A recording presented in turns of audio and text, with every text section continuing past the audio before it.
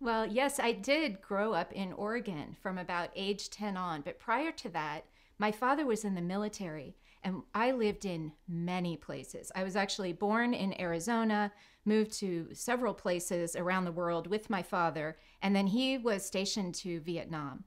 And so my mother and my two brothers and I, who were all, around the same age, and they were very young, she had to kind of make do.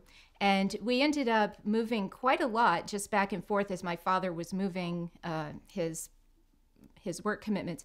But in the end, my parents got divorced. And so that caused us to settle in Oregon. And to me, that was a great relief. My family dynamic had not been very stable to begin with because of my father having all of these Army duties. And so it was quite a relief to settle finally in Salem, Oregon. And there you have nothing but the experience of nature all the time.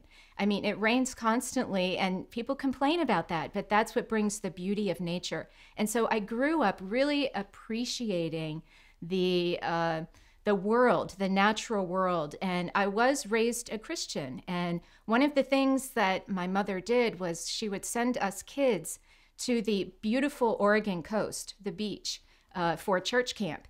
And while I was at the beach, I learned a lot about religion. And what I learned was, for example, the ministers, this was in the 70s. So these were like kind of hippie ministers, young Methodist type ministers. And they would say to us things like, go out into the woods and commune with God.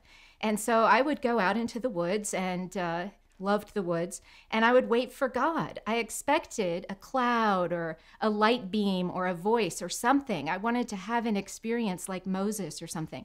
Nothing like this ever happened. And no one told me how to make that happen. And so I began to think, this is nonsense. I don't believe in this. And so I remember asking a minister once, I don't think I believe in God. Is that okay? And he said to me, it's not for everyone. Yeah, it's quite all right if you don't believe in God. And I said, well, can I still come to church camp? Because I loved it so much. And he said, well, of course you can. So for me, it was more about the fellowship. And I was given permission to, instead of commune with God, to commune with nature.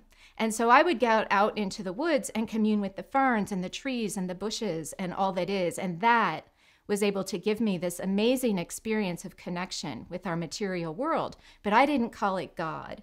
And to me, that was associated with a bunch of religious dogma that I couldn't really get my arms around. I'll tell one more quick story because this is a pretty important story. When I was 7 years old, my grandmother, who was a fundamentalist evangelical Christian, sat me and my brothers down, age 7, to say, now you need to accept Jesus into your heart so that you can go to heaven and not hell, because hell is a terrible place. And I said, so that's all you have to do? Just accept Jesus and in your heart? And she said, well, yes, that's how you get to heaven. And I said, well, what if you don't hear about this? What about these other kids who don't have a grandmother explaining this? And she said, well, that's what we have missionaries for. And as a 7-year-old child, this was not a satisfactory answer. And in that moment, I rejected what I later learned was kind of the core doctrine of this fundamental Christianity. And so I went through my life, like I say, when I went to church camp, not really believing in the dogma, but really feeling the connection with other people and with the world at large in the form of nature.